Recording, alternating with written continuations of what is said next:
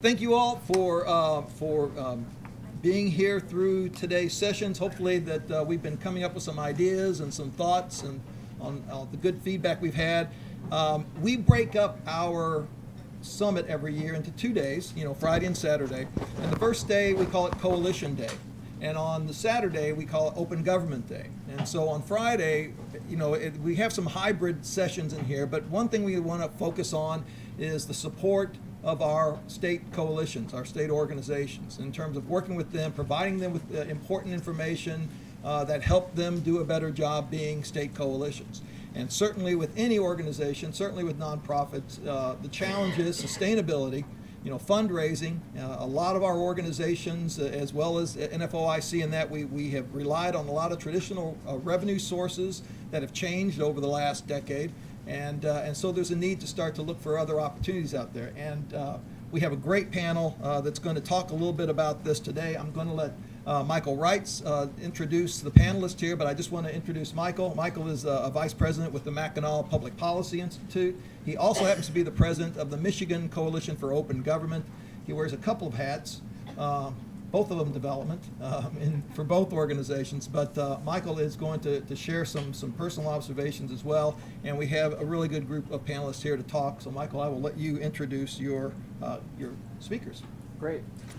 Okay, thanks, Dan. Well, we're here today to talk about everyone's favorite topic, which is fundraising. And just to show you how much we relish this topic, immediately following this session, Dan has reserved 2 hours for us to all start drinking heavily. So, exactly. Why is fundraising so dreaded? I think it's because we do it poorly, and we know it. And I thought about, well, what are some of the mistakes that we as leaders and fundraisers make? And I came up with 5 mistakes that I think fundraisers make. And maybe you're guilty of some of these. I know I am. So in Dave Letterman fashion, I'm only going to do 5, but starting with number 5, I think we ask for too little. Our vision isn't big enough for our donors, and it doesn't excite them. And so we ask for too little, or the increments that we ask for are too small. And so we have to make many, many more asks than we normally would have to if we were thinking bigger. Number 4. We raise money for projects. We don't raise money for a vision. I think our job is to sell a vision and to sell impact to those of our friends that want to support it. And projects are important. Projects are a part of it. But if we're living project by project, it means we're living hand to mouth, and it doesn't allow us to build a sustainable base of support. Number 3, third mistake that we make, we view donors as ATMs rather than partners. We go to them and we say, once a year, give us that check, and we expect that check to spit out, and we don't talk to them again for the rest of the year. That's terrible. If we thought of our donors as partners, as investors, they would be alongside of us, and we would be asking them for a whole lot more than just financial support. Number 2 mistake I think we make is we expect the people, they're out there, we know they're out there, we expect the people to support our mission because it's a noble cause. Everyone should believe in this. It's the right thing. It's baked into the Constitution. Of course they support us. And somehow we expect those checks just to start rolling in, and they don't. And then I think the number 1 mistake that we make as leaders and fundraisers is we don't actually ask for money. We hope that someone will give us money. We intimate that they ought to give us money. We kind of nudge up to the topic, but we don't actually say, this is a big thing. We're trying to change the world. Would you support it? And that's what we want to talk about here today.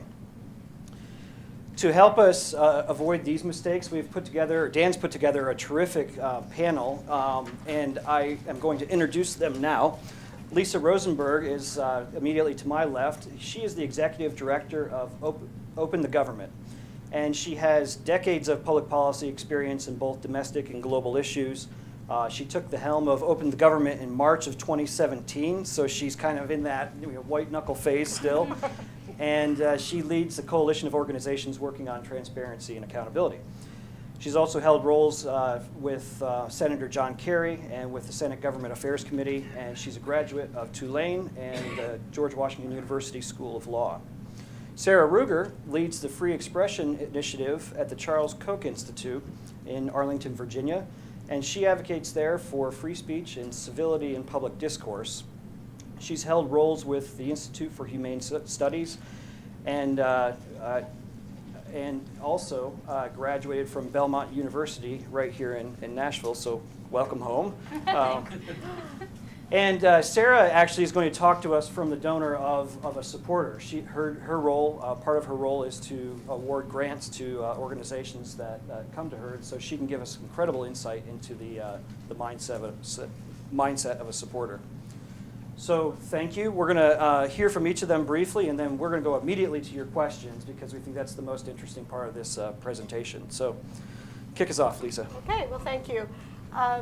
As Mike said, I am in the just new tsunami hitting me in the face phase of running an organization and fundraising for an organization. And I'm a policy wonk. I'm a lawyer. I didn't have a lot of background in fundraising, a little bit here and there, prior to taking this on. So I just had to start. And going through your list of mistakes, I guess I was fortunate. I don't think I made too many of them. I think one of the first foundations that I went to and asked for a grant, they actually guided me. I might have asked for too little. They said, "What's your blue sky budget?" And I said, "Let me get back to you on that." But then I figured out what it was. And of course, they didn't give me my blue sky budget, but it forced me to say, what do I really want? Like, what's my long-term goal? If I really had all the money in the world, what would I do with it? And I think that just helped kind of launch me in this, I'm not going to pretend that it's been easy or that it's been like, oh, magically I have all this money, but I've asked for a lot. And so I do think it helps. But in terms of your point about raising money for projects, that we raise money for projects and not vision, I'm going to quibble with you on that one, though. Good. Because, and you can disabuse me of this notion, but I think the donors prefer to give money for projects and not vision. And you see that core funding versus project funding is just, it's a constant refrain. And of course, we always want core funding, and many, not all, but many of the donors want to do project funding. Maybe they want to see an end date, or they want to see results, or whatever the reason is, for their own metrics or whatever. It's easier to get project funding than core funding. So I'm always asking for core funding, and they'll say, well, what about a project? Let's talk about a project. Okay. I think your point about viewing donors as partners or investors is a good one that I'm just going to make note of because I'm still new to this, but I think that's really good advice. And then expect people to support us because it's noble. I think that's probably true. I think we all think we're doing the right thing and it's a good cause. I would say, though, in this community, so I was working at the Sunlight Foundation for many, many years. And although my primary role was not fundraising, that always plays a role, right? So I think there's been a transformation in the openness community, the donor community. Again, you can correct me if you think this is different, but from what I've seen, maybe 10 years ago, transparency for transparency's sake. Transparency because it was noble and good, and openness because it was noble and good seemed like it was working. And what I've found now is that is not resonating with donors at all. There has to be a reason. So when I say, it's OpenTheGovernment, I want to say we work for transparency for accountability. It's not just transparency. It is, there has to be a reason, there has to be a rationale. And we have to articulate that. So I don't know if we expect people to give us because it's a good cause, but I do think we make a big mistake not articulating why it is we're doing what we're doing and not giving the rationale. And we don't ask for money. Well, that's all I've been doing is asking for money. So I'd actually love to do more policy at this point. But I think a couple of other things that at least, again, in the initial stage, and who knows, I could be back here a year from now and have no money. Or maybe then you won't ask me back, right? But I think what's helped me is coming in fresh and sort of having this new organization, so I'm not wedded into what always was, and having a long-term vision because it's new to me and it's kind of my baby now. And I don't know how you keep that going if you've been at an organization for 5 or 10 or whatever years. I mean, I think you do have to kind of keep refreshing your own vision and what you want for your organization, and then selling that, pitching that vision. I think that's really important. but I think, too, I can't at all take credit for any success right now. I mean, I can take some, but I think there's an opportunity right now that I've found, and that donors and funders, and hopefully other folks have too, right, is that people are a little nervous about, at least at the federal level, are we losing openness? Are we, is everything shutting down, right? And I don't have to go into it too much, but I mean, I think there is an opportunity there that everybody should be taking advantage of. I mean, now's the time.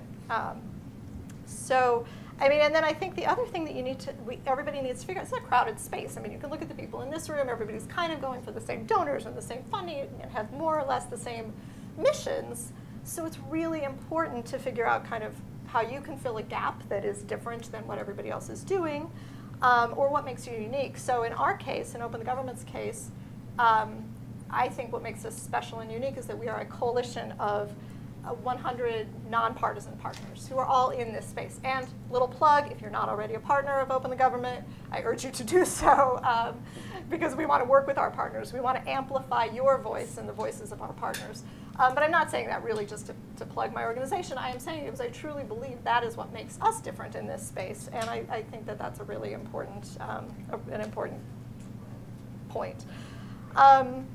Again, I think, as I've mentioned, I think what hurts in fundraising and what I've seen just in my years in nonprofit organizations are fickle funders. You get a 1-year grant or a 2-year grant, and you're going back, and you're going back, and you're going back. So you can't do that long-term vision because you don't know if you're going to have the money to do it. And I mentioned already that programmatic, not the core funding, is a big problem. Yeah, and I think those are, I think I've touched on everything else. The crowded field, we are competing with each other to a certain degree, and that's also a problem. So we have to figure out a way kind of to work together, not step on each other's toes, find our own unique voice. But it is constant. It's just, we need that foundation. We know we need that funding to do the rest of our jobs. So it's just something we've got to think about and do. So Sarah. there's a reason that I don't speak on tech panels like the one that came before, and it's that I couldn't even print off my notes in the business center this morning, so I'll be referencing them occasionally on my cell phone. But fortunately, something I'm a little bit more familiar with is fundraising. As Mike alluded to, I've done this on both sides. So I've run a major gifts portfolio, a major gifts team with 8-figure revenue goals that we consistently surpassed, but have also, in my capacity as a grantor, worked with organizations, new startup organizations, at least 2 of which were major national chapter-based organizations that faced a lot of the same challenges that folks here are running into currently. So I'll just basically run through, I know there are big differences between major gifts or foundation fundraising versus more membership-driven work, but there are still a number of best practices that kind of run across all of the various fundraising efforts that you could undertake. So I'm just going to speak to those briefly, and then really just whatever you guys want to pepper us with in terms of questions, you'll have a chance to just go for it. So, and some of these are going to echo, the don'ts that you heard at the beginning of the talk. Can't say clearly enough about the importance of a clear and positive vision. I think it's true that funders want to support project-based work, but only I differentiate between what we mean by having a clear vision versus general operating support that you're talking about, which is hard to fundraise for a variety of reasons. But even though we funders like to support specific projects, it's got to tier up to a larger vision. And one of the important qualities of that vision is that it be positive. You can get a quick buck out of negative fundraising. We need to raise money to fight this person over here, or because this terrible thing will happen if we don't. But it's not usually a good strategy for building a long-term committed fundraising base. Positive messages just stick in people's minds for a longer period of time if you can get them to land. So just think about that. And part of what helps you build that community around a positive vision like that is a set of principles with broad appeal. You should definitely talk to Lisa after this panel because she's been keeping her eye on some interesting focus groups around what language actually resonates with people. And unfortunately, probably the world's cynicism is so high that accountability just doesn't have quite the resonance that it once did.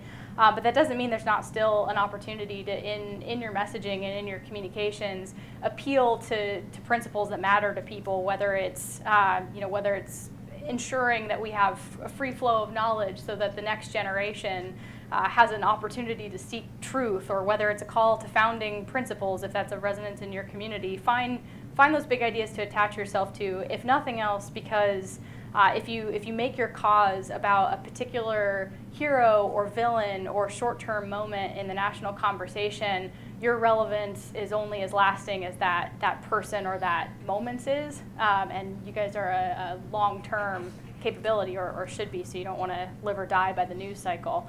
That said, attach yourself in your campaigns to the news cycle as much as possible. People are watching what's going on out there. They're seeing the negative things that are happening, and that makes it all the more important that accountability and transparency exists. So the more that you can remind them in the context of things that they're getting fired up about, that you're there to support the solution or to provide the solution, so much the better. Something that came out from both of your remarks is kind of the competitive aspect. Something funders are always looking for, whether it's individuals or major donors, is this sort of marginal impact question. What are you doing that's unique? What are you doing that's going to create an above and beyond impact, and how are you measuring that? How do you know whether or not you'll have been successful? I think if you're not prepared to answer those questions when you're talking to a potential supporter, you undermine your potential to result in funds. And then the more you can, to that point about competitiveness, it's impossible to get around that, but it doesn't mean that the environment has to be zero-sum game. Donors get really, really excited when these groups are working together in an integrated way. And a gift to one institution or one chapter, one organization, does not come at the expense of another one. And in fact, if you can find a way to talk to a donor about how you're working together and how you're coordinated, and be really clear about where you each add unique value, but work together to maximize that value, ultimately the contributions will increase exponentially over time. To that point about wanting to support a big vision and a big effort, you don't have to be big yourself, but you should make sure you can tell a clear story about why what you're participating in is at that level of scale. So going to the next page of my awkward cell phone notes, what doesn't motivate giving? What really turns donors off? Again, both at the individual and the major fundraising level. I mentioned that negativity and that fear-based approach. It's really easy to alienate folks that way, and that's a challenge uniquely for you all, because accountability and why it's important is pretty naturally attached to a boogeyman, whether it's corruption or any number of things that people do in the darkness. You're here to help shine a light on it. So I'm not saying you don't hit hard and really go after those stories, but try to avoid making it. Basically try to avoid limiting your fundraising base by making it tribal or making it partisan or making it about, this community is the bad guy and these guys are the good guys, because you just never know who's going to be your next foe or your next potential partner. And if you lean too heavily on a villain narrative, it can really limit who would ultimately come on board with you later. People are not motivated by tax benefits. I see a lot of campaigns out there, especially at the individual or membership level, that say, hey, your donation qualifies as tax deductible, and they spend, anyone who listens to NPR hears a lot of that. And it's not what gets people out of bed at the end of the day. They're there to support a cause that they're passionate about, and they want to hear from you on how you're going to address that. And lastly, guilt and shame doesn't really work for fundraising. It might get somebody to give you a small fraction of what they're capable of just to get you to go away. But ultimately, to the point about being a partner, they want to come alongside you and feel in the trenches working towards something exciting, something critical, something that makes the world a better place. The only context really where guilt and shame works for fundraising is in church on Sundays. That's not to say that's not important, but if you don't have the advantage of a little bit of a community around that, you're probably not going to get the same degree of traction. Just a note about structure, and this is kind of a challenge that you all face that you'll have to take on.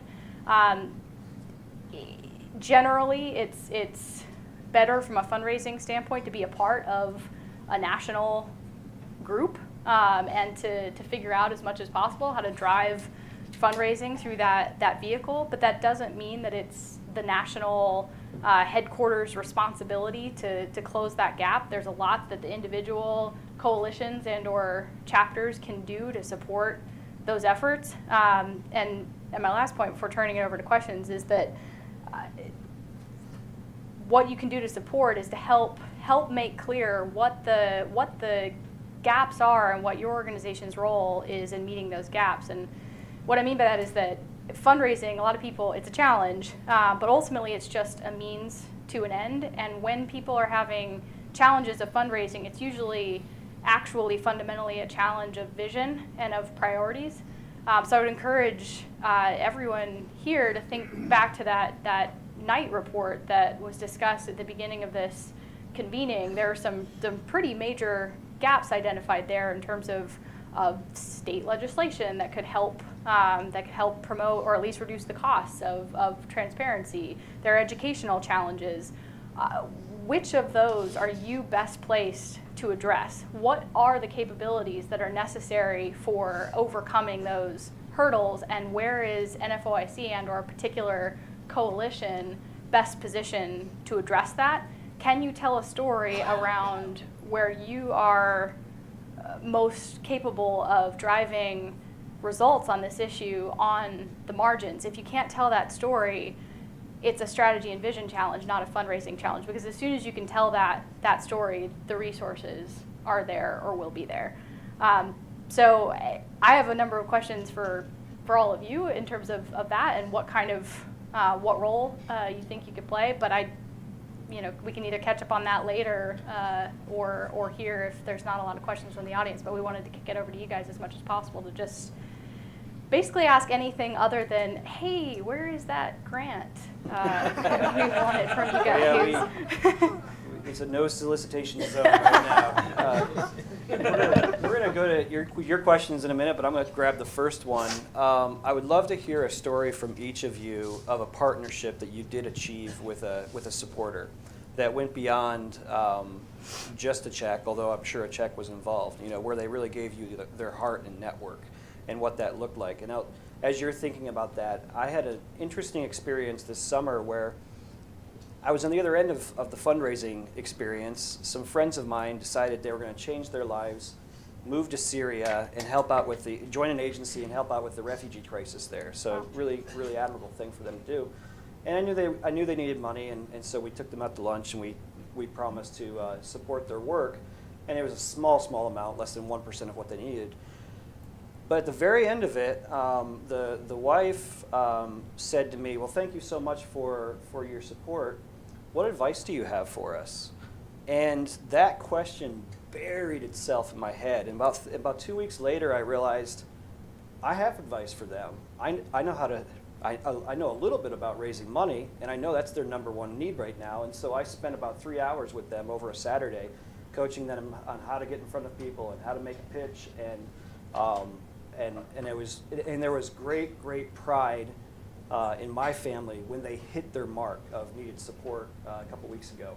And so that's a small example of getting a donor engaged in more than just writing a check. But Lisa, tell us a story. Okay, so I don't have a story that has an ending yet because it's all still really new. But I do think sort of this new funder that we have found, and again, it's partly them, and I think it's they opened the door to become a partner. They made it very clear to me that being a partner, that calling on them regularly, that working with them is something that they're open to. Because I don't always get that sense, quite frankly, from other funders, right? Sometimes, I'll call them, I'm going to be in New York. I'd love to meet you face to face. Oh, no need. I mean, I've gotten that. I'm like, okay. But this particular funder definitely was like, let's work together. So it's the focus group and public opinion research that we were talking about, during the break, that we are sponsoring. We're whatever. We're not sponsoring because we're not paying for it. But anyway, but we are working on this project, and the funder is all in, to the point we're going to watch the focus groups together. We are on conference calls together. What did you learn from the focus group? Well, I took away this. Well, I took away that. Oh, I agree. I mean, 100%. And I mean, to the point I feel a little guilty because they are really, that's my job. You just gave me the money. I shouldn't be even asking you to do this. But I'm not asking. They're willing. And I think in the end, we're all going to be a lot more satisfied with the results. Hope so. Yeah, you will. That's great. We had a donor once. It was when I was just starting out. I was managing the donor relations for the foundation. People don't know this, but foundations often raise money too, so they usually have a fundraising outfit. The only reason this gentleman came to me, because I had zero experience, is because nobody else had time to work with him, and they didn't think he had significant capacity, or at least interest in supporting what we were doing. One of the great tricks, almost always donors are going to say, no, you don't have to do that, don't come by. But if you do the whole, I'm already in town, I'm there, I'm just down the road from here. It can work. It worked in this case. I'm just so happen to be in Oklahoma City, Oklahoma. Happy to come visit with you. And it happened. And what really, so this individual was only giving $50,000 a year to a higher education effort.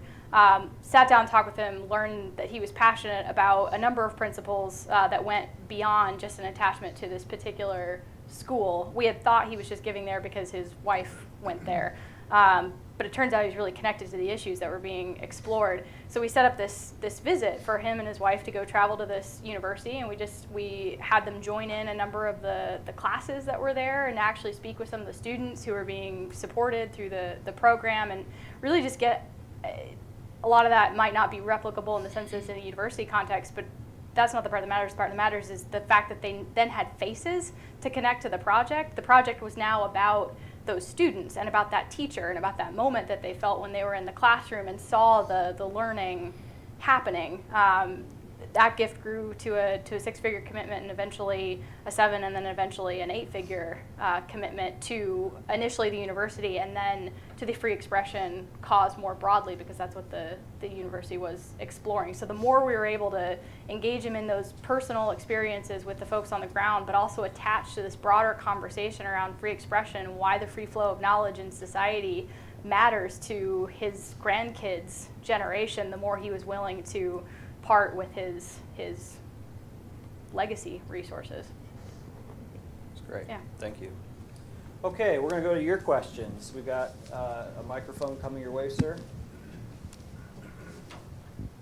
Yeah, hi. Thank you, Tom Sussman. And Michael, when you introduced this, when you were talking about the mistakes, you said, I think number 5 was don't ask for too little, and number 1 was make your ask for money.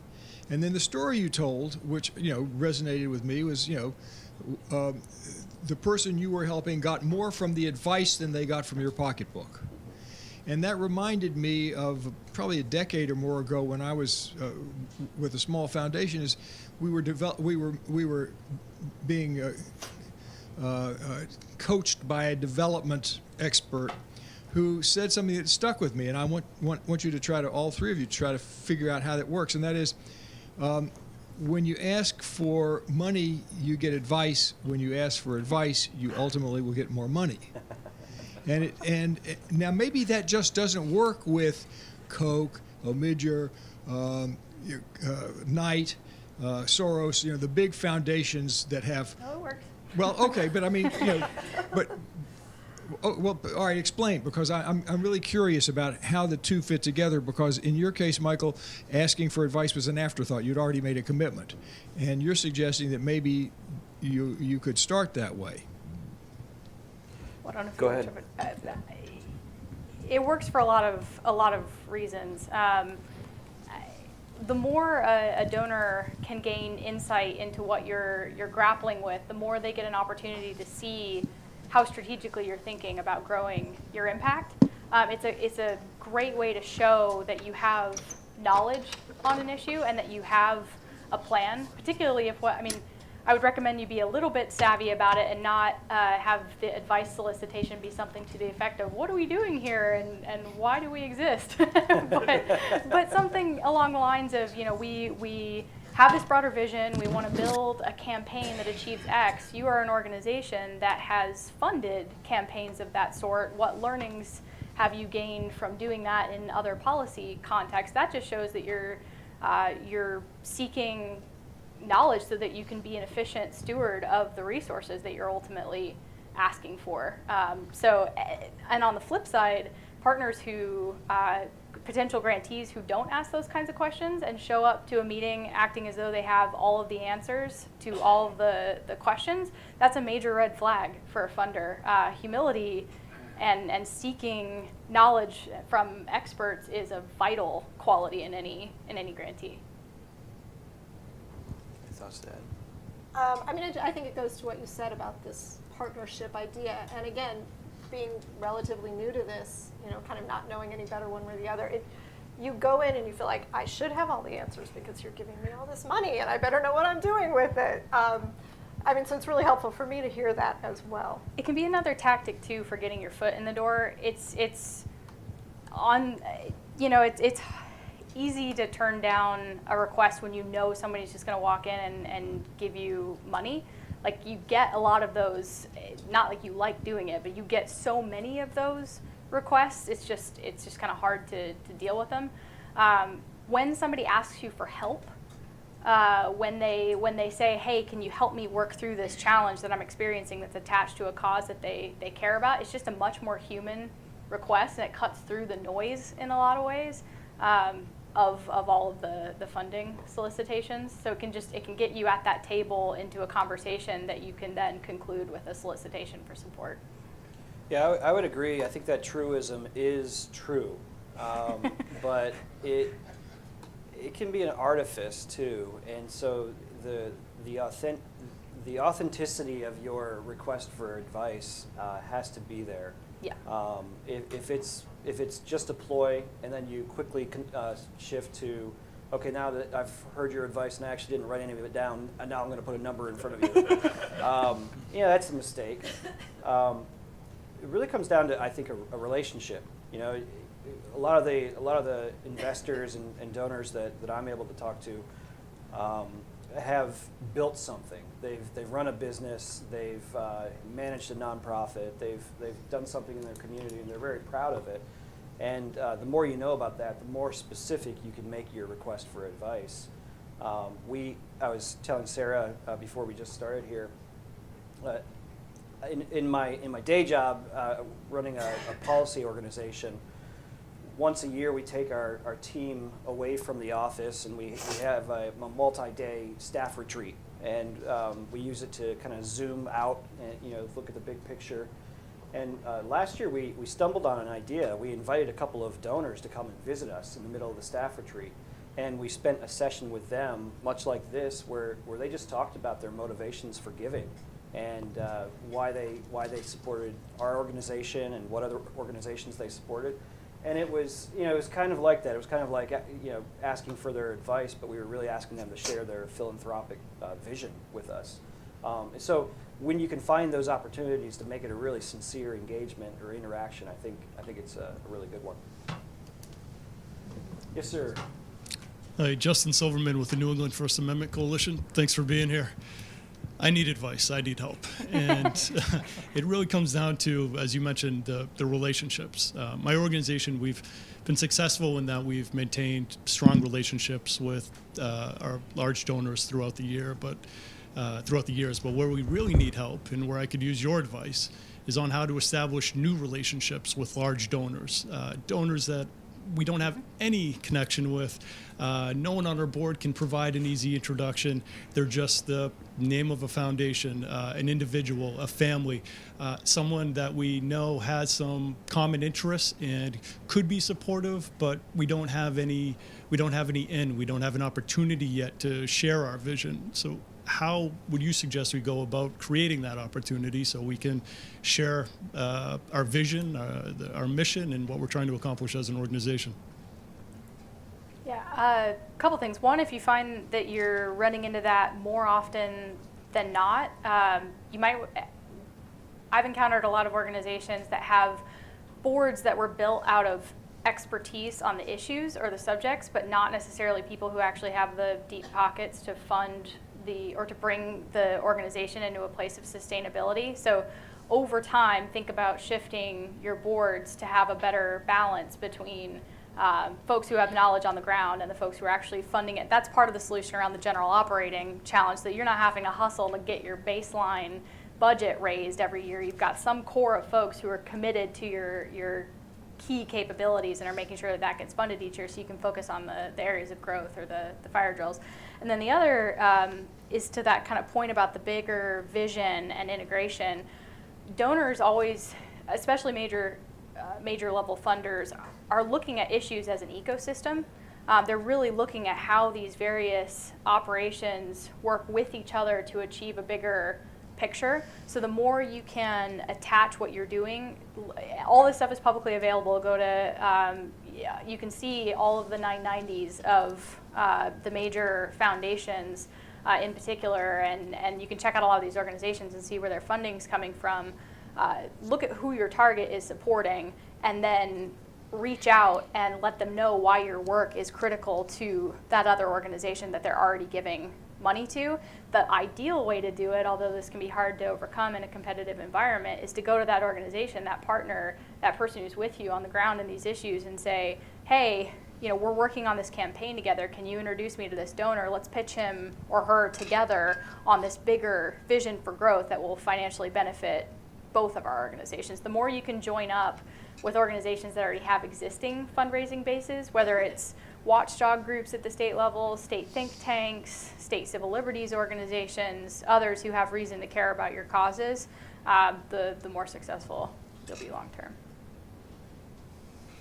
You must be doing this, Lisa, because you've been pounding the pavement for 6 months, and it doesn't really matter who's connected. You just want to get in front of them, I right? just want to get in front of them, but I was actually going to ask exactly that question because the fundraising that I have done has generally been through an introduction through someone else on my steering committee or someone.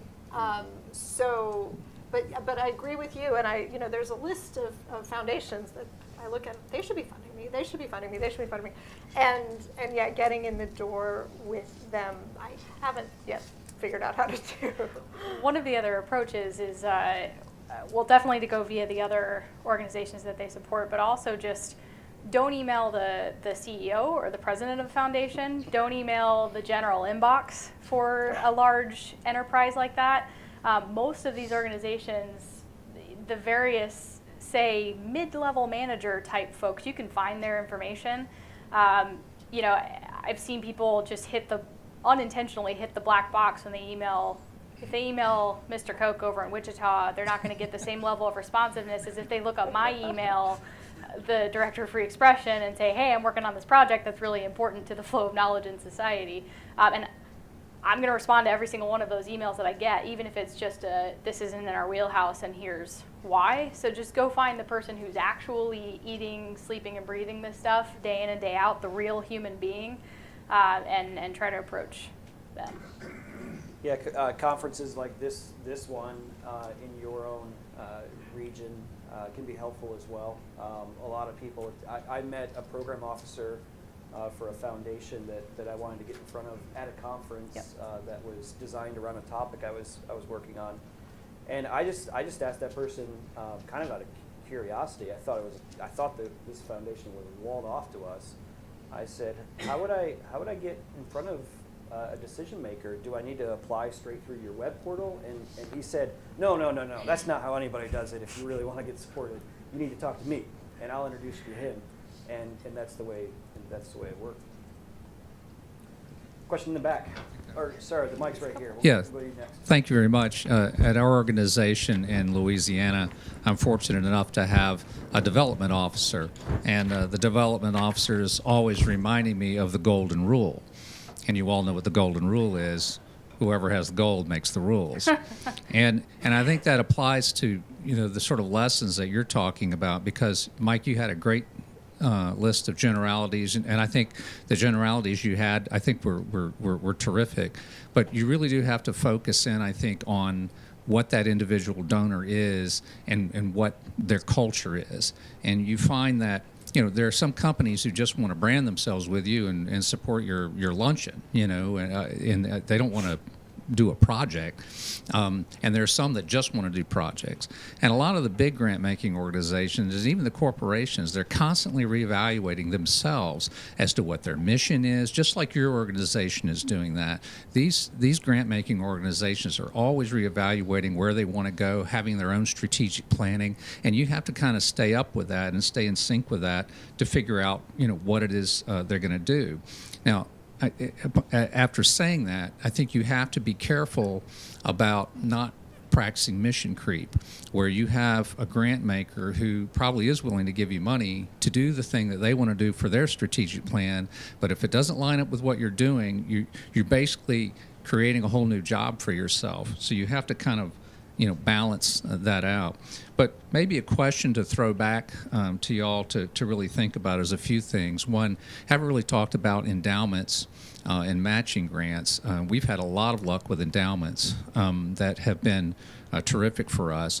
And also the value of using board members to do what you need to do. I mean, some of our best board members just happen to be on the boards of grant-making institutions, and you'll find that's very common among national associations they're doing. But a little bit of talk about endowments, matching grants, partnering in that sense, how to use your board.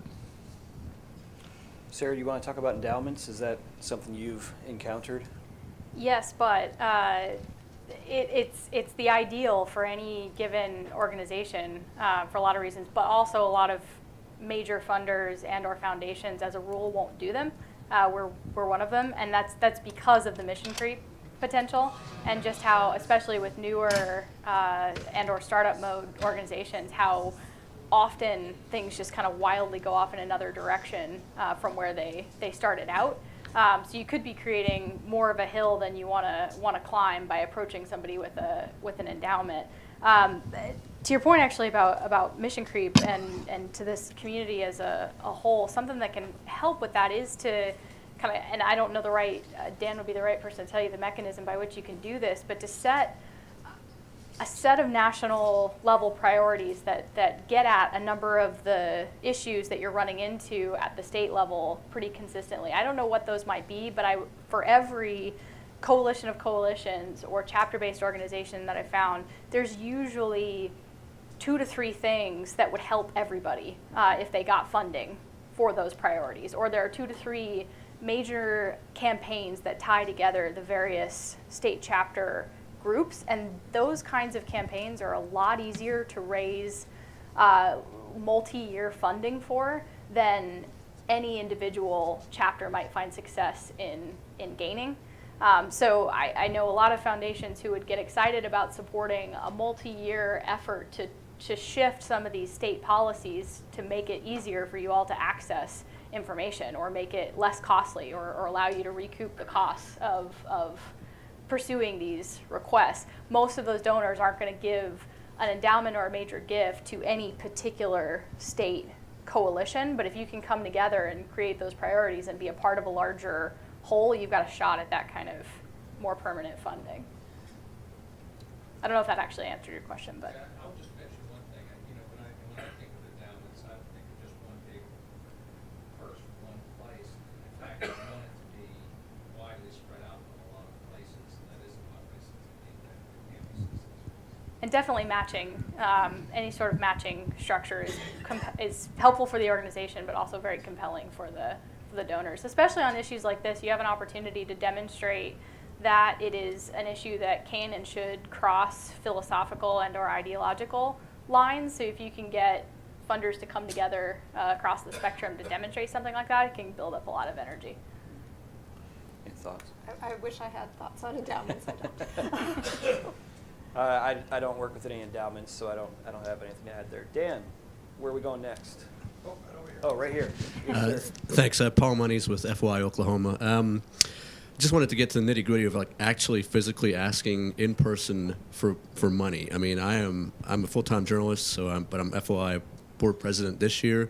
So my job is day to day asking sources questions and getting responses and hopefully getting good responses. But I came up against asking for money this year from this organization that I'm part of, and it was a weird feeling, I'll tell you that. And you know, our board is very broad-based. We've got about 30 members across attorneys, journalists, of course, librarians, some public officials as well.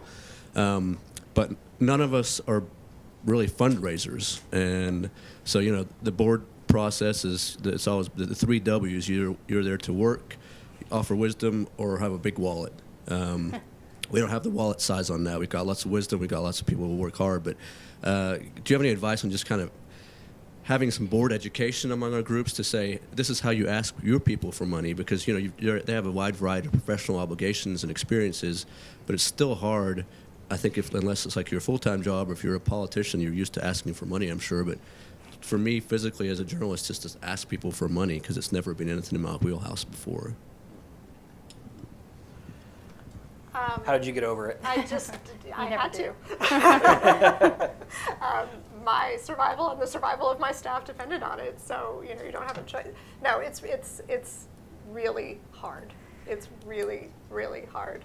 But I think that I had a mentor at one point, and I think I learned from her that you do ask for more than you think is right. You ask for a lot. You're going to ask anyway. You may as well ask for a lot. And they'll come down, and that's fine, right? So, you know, if you don't ask, you're not going to get it. I don't have any advice. You just you just have to. I wish I had a better, like, how I got over it or how I did it. You just have to. I don't like it. But Fortunately, there are really great trainings out there for how to do exactly this, and or there are books if pricey training is not in the budget. The Institute for Charitable Giving runs really amazing fundraising seminars. They have some on just holistic. They have holistic trainings on building out a fundraising capability and building up talent as a fundraiser, but they have a dedicated program for the art of the ask. There's quite it's actually more science than art than you'd think. The sort of cruel reality of fundraising is that oftentimes introverts make the best fundraisers. Donors and or foundations can smell a salesperson from a mile away, and insincerity is often what comes through there, and it just turns that person off. It's the person often who's least comfortable in asking for money who's the best at it, because they really tune into the conversation. But fortunately, there's a way to just build that skill set in. Check out, if you can't go to the training, read The Art of Giving. It's sort of the fundraiser's Bible.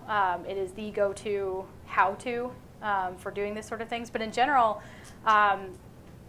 everyone knows what that meeting is about. Just go to that point as quickly as possible. Be really clear about it. Practice it beforehand. Get it out there as to why. And then really, really importantly, don't be the first to talk after you make the ask. And let it sit there. It can be wildly uncomfortable because sometimes it can stretch for quite some time, but do not be the first person to say something, because you just never, I made that mistake once. I ended up walking back my ask a little bit. The guy was willing to do more, and I just opened the door for him to contribute ultimately half of what he might have been able to by second guessing myself. The first face-to-face ask that I ever did of any amount,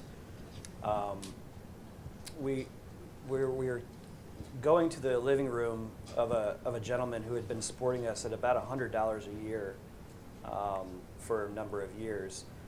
And so as we were driving over there, my development director and I had to drive separate cars. And we pulled into the driveway, and I said, "Okay, what's the plan here?" Okay, by the way, this is not the way to do it. But I said, "What's the plan here? what are we going to ask him and who's going to ask him? And my fundraiser said, you're going to ask him for $10,000. And we didn't have time to argue over it because he was opening the door and beckoning us in, and we were going into his living room and sitting down. So we did it. I said, okay, my fundraiser knows what he's talking about. He wouldn't send me into a fool's mission, so I'm just going to roll with it. And after talking to the gentleman, we made the ask and did exactly what Sarah said. We waited. And the silence was deafening. And he said, well, 10, yeah. Well, I can do 5 right now, and then would it be okay if I did 5 later this year? And instantly, I was relieved. My fundraiser was proud of me. It all turned out well. You have to get over it, and practice is the only way. The other thing is to keep, we always told ourselves, what is the minimum acceptable outcome? Sure, there's a pie in the sky financial goal that you walk away with, but those meetings can be tremendously valuable even if you don't walk out with money. So just have in mind the kind of questions you'll ask when they give you objections, because if you're asking, frankly, if you just get a yes, you probably didn't ask for enough money. So if you shoot high enough, you're going to get some pushback. Be prepared to engage with that.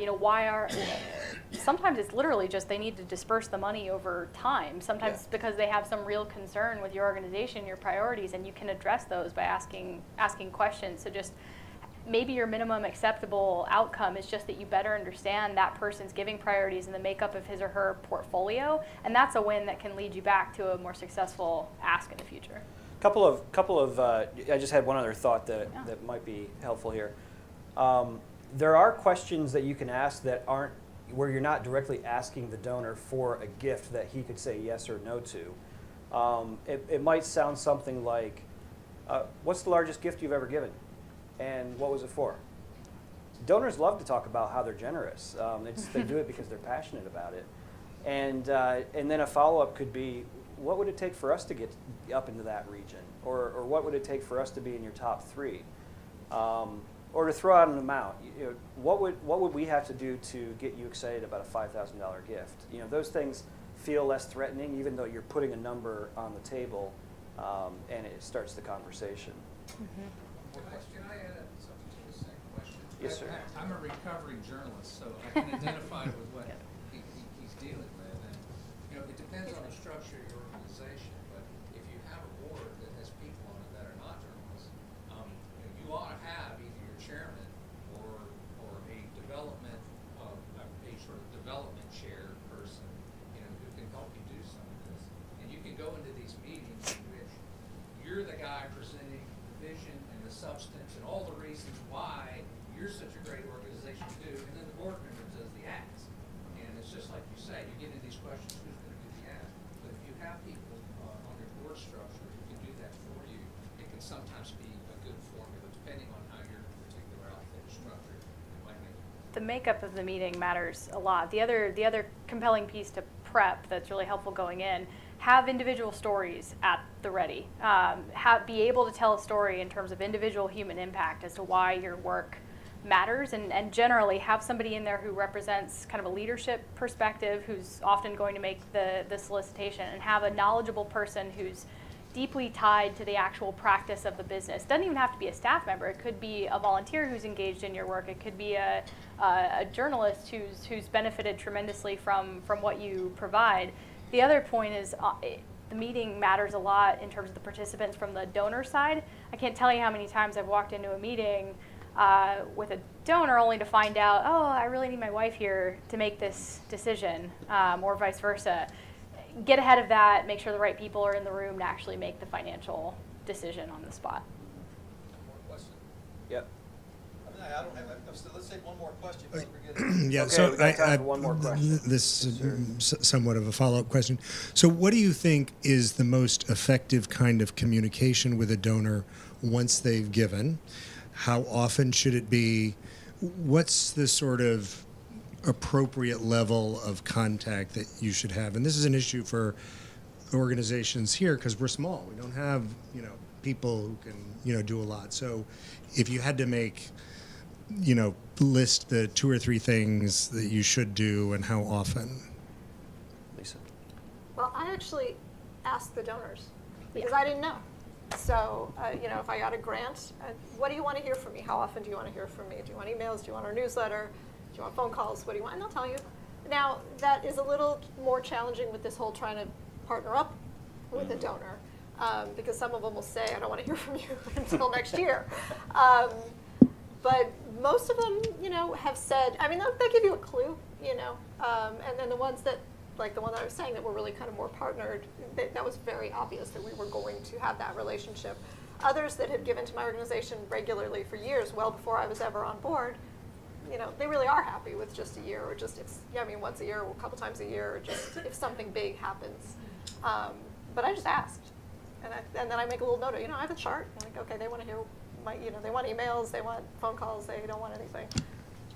This is another question that the Art of the Giving can help solve. There really are week-long training seminars on this, so trying to boil down the quick answers is hard. Seek out that book and those trainings. But 2 considerations, donors' time as well as your time. So look at, certainly ask them, take the cues. It's the best way to find out. But also do a little homework and look at how much of a percentage of their giving your gift constitutes. Foundations and donors have significant time constraints in terms of running their businesses or their teams.